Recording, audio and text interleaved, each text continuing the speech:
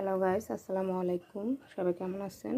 আজকে আমার recipe share করতে একটু লেট হয়ে গেছে, একটু পারিবারিক কাজে ব্যস্ত ছিলাম। যাক, আজকে আপনাদের জন্য একটু মিষ্টান্ন নিয়ে এসেছি। ভালো লাগলে সবাই শেয়ার করে দিবেন আর আমার আইডিটা সাবস্ক্রাইব করে দিবেন। আমি আজকে আপনাদের জন্য তৈরি করব সুস্বাদু সেমাই, লাচ্চা সেমাই।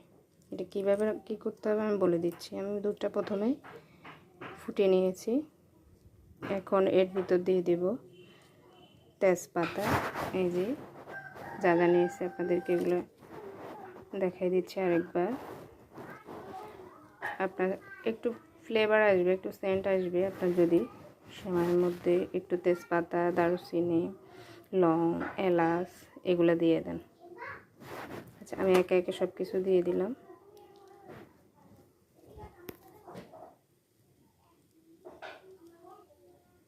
এটা আপনার একটু ভালো করে ফুটে নেবেন।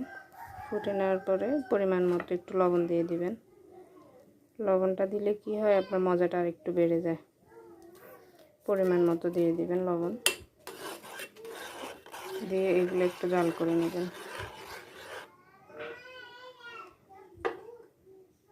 এরপর দিয়ে দিবেন চিনি।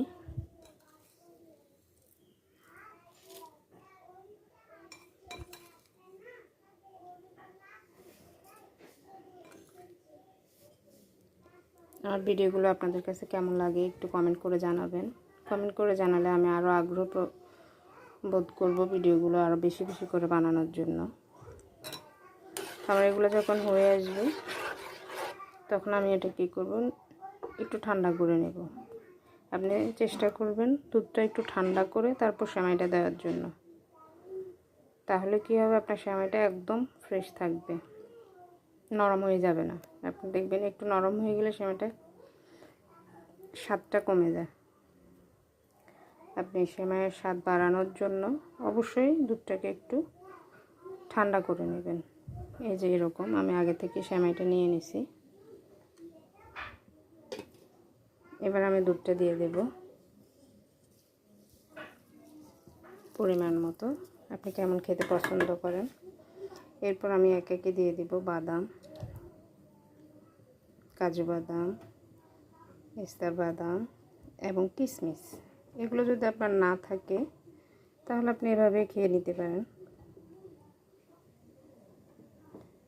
তো আমার ভিডিওগুলো আপনাদের কাছে কেমন লাগে অবশ্যই আমাকে কমেন্ট করে জানাবেন। ভালো থাকবেন। আল্লাহ হাফেজ, আসসালামু আলাইকুম। আবার দেখা হবে।